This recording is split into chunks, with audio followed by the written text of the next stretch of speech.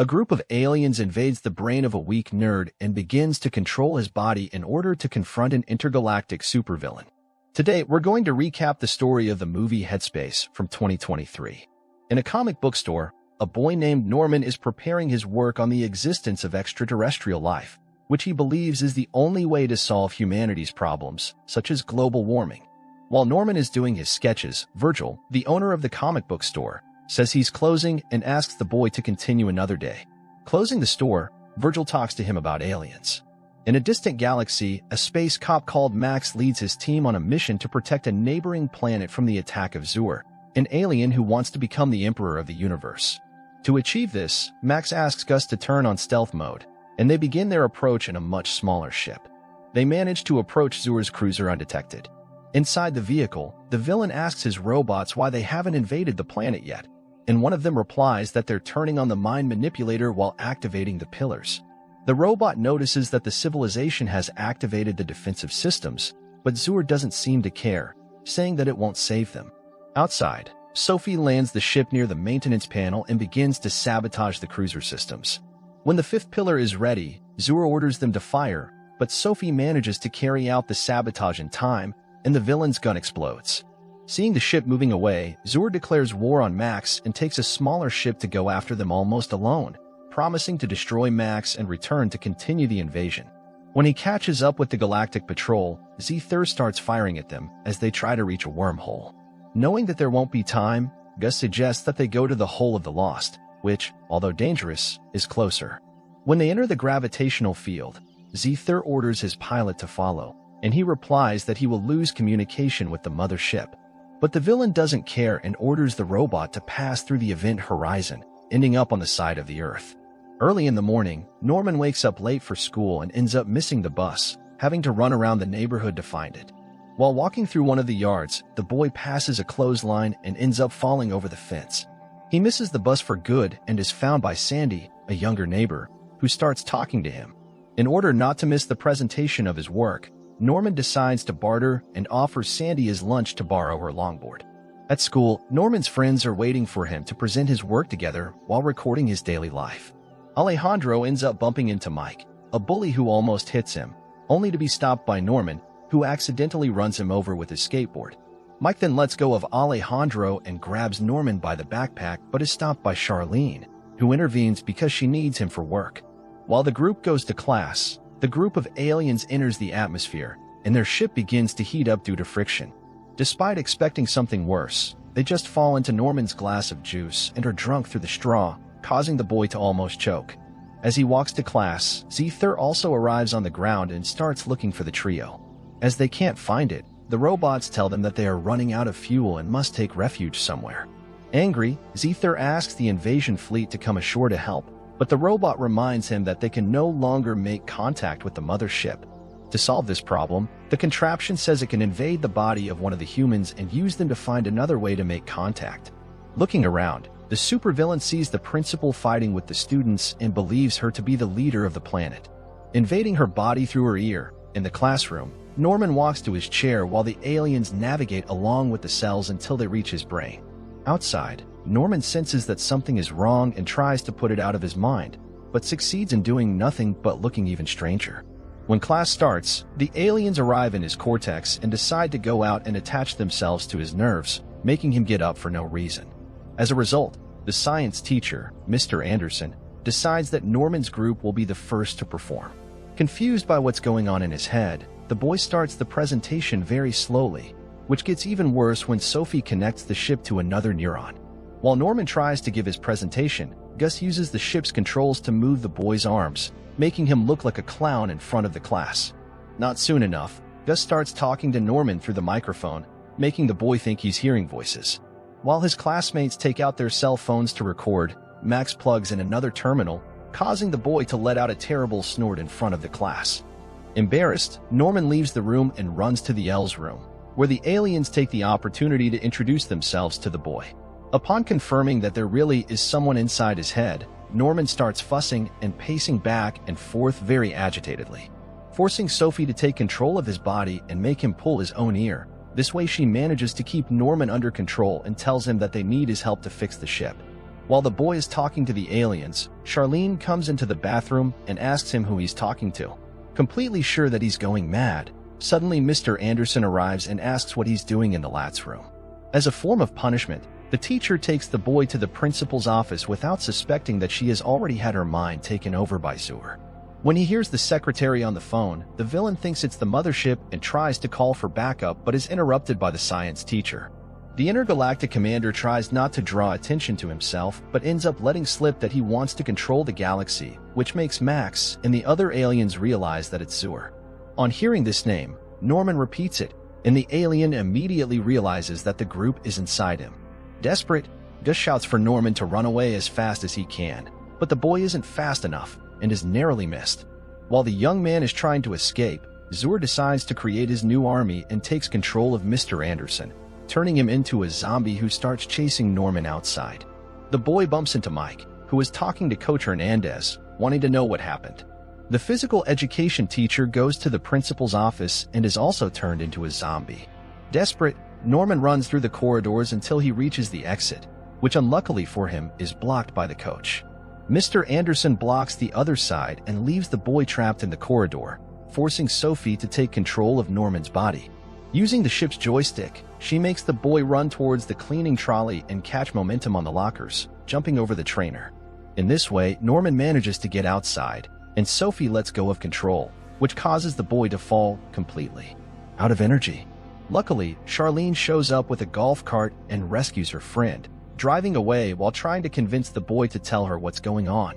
When Norman finally gets up the courage, the teachers arrive in another golf cart and start attacking the students to lose them. Norman throws the cart at the teachers, causing them to crash into a pile of garbage cans. With the way clear, they enter an alley where they almost collide with a van, but manage to swerve in time and hit another parked car. As Charlene tries to restart the cart, the teachers appear and start attacking them, hitting the back of the vehicle. To help, Sophie takes control of Norman's body and throws herself into the zombie car, kicking Mr. Anderson out. Alone, Coach Hernandez tries to control the car, but it doesn't work, and he falls face first into the waters of a fountain.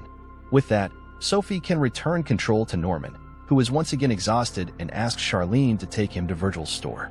On the ship, Sophie finds the Requiem 2000, one of the most powerful weapons in the universe. But as they are out of energy, the object is practically useless. At school, the zombies report what happened to Zolthard, who is furious. Wanting to find Norman again more easily, he ends the class early and releases all the students.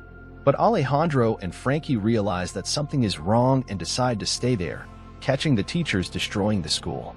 After recording everything, Alejandro calls Charlene, who tells him that she's going to the comic book store and that they'll meet there.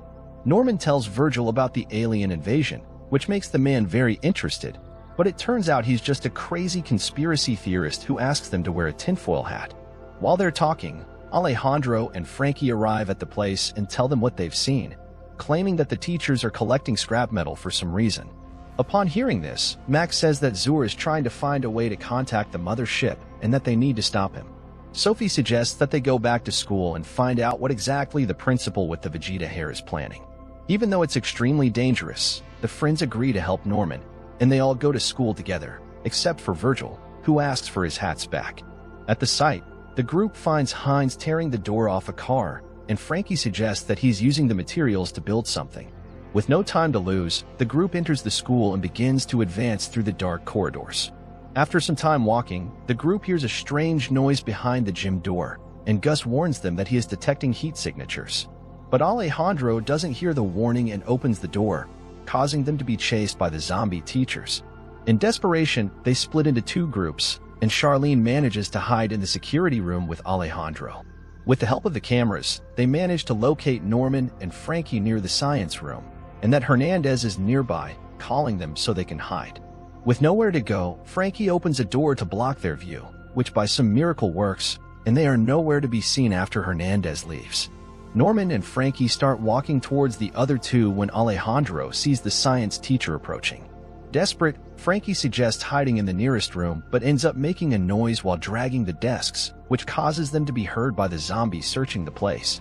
Mr. Anderson almost manages to find Norman, who is saved at the last second by Frankie, who throws her headphones across the room, making the zombie teacher go over there and clearing the way for them to run outside. From the security room, Alejandro and Charlene watch everything as they notice a gigantic transmitter being built on the court. When she sees the device, Sophie tells her that Zur is going to use it to call his fleet, bringing billions of androids to invade Earth. While Norman passes the message on to Frankie, Zolthard ends up listening to the two behind the door but pretends not to have noticed. Unaware that they have been discovered, the pair plan to hack into the system and implant a virus in the transmitter. While Frankie tinkers with the digital interface, Gus is amazed and takes control of Norman's body to also tinker with the device, typing in codes that will disable all of Z's robots at once. While Frankie finishes the compilation, Norman calls Charlene and tells her his plan without letting her know that Mr. Anderson is right on their side. As a result, Norman is captured, and it's up to Max to take control of his body. But the boy doesn't have enough energy and blacks out before he can do anything. Because of this, Norman is captured by the professor and only regains consciousness when he is tied up, facing the principal. Now that he has no way of defending himself, Zolthard shoves some of his androids inside Norman's ear to capture the aliens. In the security room, Alejandro and Charlene are met by Professor Hines, who tries to destroy the door with a fire extinguisher. Taking advantage of his distraction, Frankie runs after him and goes to the ladder leading to the roof. As soon as she passes, Charlene opens the door and Hernandez falls over the monitors, allowing her and Alejandro to escape. In Norman's head, the androids attach themselves to the alien ship and start looking for them. While making a strategic retreat, the trio realizes that they have left Norman's control alone and decide to return to help him. Outside, Charlene and Alejandro hide in the costume room, where they find Mike hiding under a donkey mask. Thinking they are zombies, the bully begs them not to hurt him. When he realizes that the two are normal, Mike asks for help and says that they should get out of there as soon as possible, which inspires Alejandro, who begins to plan an attack. In Norman's head, the Galactic Patrol is heading back to the control room when they meet an android on the way. Thinking it's going to be easy, Sophie offers to take him out and kicks the robot in the head. It falls but gets up shortly afterward. Max decides he's going to try to stop it, and he can't either, so he has to join forces with Sophie to distract the android while Gus looks for a way to turn it off. Looking in the robot's manual, the boy manages to discover that the activation wires are behind the head, and Sophie jumps on his back, pulling the wiring and causing the robot to fall completely offline. When he gets closer to investigate, Gus realizes that the android still has a fully charged energy core. He has the idea of using it to power the Requiem 2000. From the roof, Frankie goes to the top of the gym and down to the transmitter, but she slips and almost falls off it. As she tries to return, one of the androids takes control of Norman's mind. With that done, Zolthard asks Mr. Anderson to get on the transmitter and call the rest of the fleet while he sets up the equipment. The aliens return to the cabin of the ship and are met by an android who tries to frighten them with a flamethrower. Sophie disintegrates the robot with just one shot from the Requiem 2000, leaving only its head behind. Even so, the android continues to obey Zolthard's commands and makes Norman pass on the wormhole coordinates. But Hines gets confused by the order of the numbers and skips some of them without realizing it. Anderson is distracted, and Frankie takes the opportunity to access the transmitter panel and begin installing her virus. Max tries to prevent the android from finishing the coordinate and throws his head out, disintegrating it with a shot from the Requiem 2000. As soon as he does, Norman regains control of his own mind and ends up giving away Frankie's location. Just as she finishes installing the virus, realizing that she is trying to sabotage his plan, Zolthard orders Anderson to activate the transmitter, causing the structure to move and hit the ceiling. Knocking Frankie down once again, with his transmitter pointing at the mothership, Zolthard is ready to bring his army. When Charlene arrives on stage pretending to be a knight riding a donkey, they manage to distract Zolthard and stick a helmet on his head. In the middle of the fusion, the smoke machine starts spinning wildly, leaving the zombies disoriented, trapped against the coach. Mike uses the smoke machine to keep him distracted while Frankie gets out of the steam to free Norman. Even so, the transmitter has already been started, and the virus has not yet been activated, which needs to be done manually. On hearing this, Sophie says she can take him there without any problems. But the ship's control has been broken by the android, and now there's nothing she can do. As a result, the transmitter signal is activated, and the army of androids crosses the wormhole with the mothership. Now that billions of robots are approaching, Max warns that the future of the universe is at stake. If the androids arrive on Earth, they will control the minds of the entire human race. Even though he's only a teenager, Norman knows that everything depends on him and decides to try to climb the transmitter on his own. Passing the two teachers and starting the final climb, at this point, Zolthard finally manages to remove the helmet and orders the invasion to begin. He also sends the teachers after the boy, using a basketball. Charlene manages to knock down Mr. Anderson, and Norman manages to reach the cell phone, unlocking the screen. At that moment, the coach manages to reach him and throws himself at the boy's leg, causing them both to hang from the computer. Even with a grown man clinging to his foot, Norman manages to hold on and muster the strength to reach the cell phone stuck to the monitor, deactivating the transmitter signal. As soon as he does this, the mothership goes off course, and all the androids inside shut down, which makes Zolthard furious. In revenge, the alien conqueror tries to climb the transmitter to get him, but the structure is too fragile and begins to collapse on top of Norman. To avoid being hit, the boy throws himself onto a nearby rope and slides out of the impact area, taking Zolthard with him. Still furious, the space commander orders his androids to capture Norman, but now everyone is offline, and Zolthard is defenseless against the group of young people. After the confusion, the police show up, and Norman gives his statement, saying that he didn't see anything that happened. Now that everything is settled, Alejandro suggests spreading the story to the world, thinking of the fame it will bring. But Max says that humans aren't ready to know about aliens yet, and Norman manages to convince his friend to give up on the idea. Despite this, Alejandro decides to tell the story by making Norman the only hero.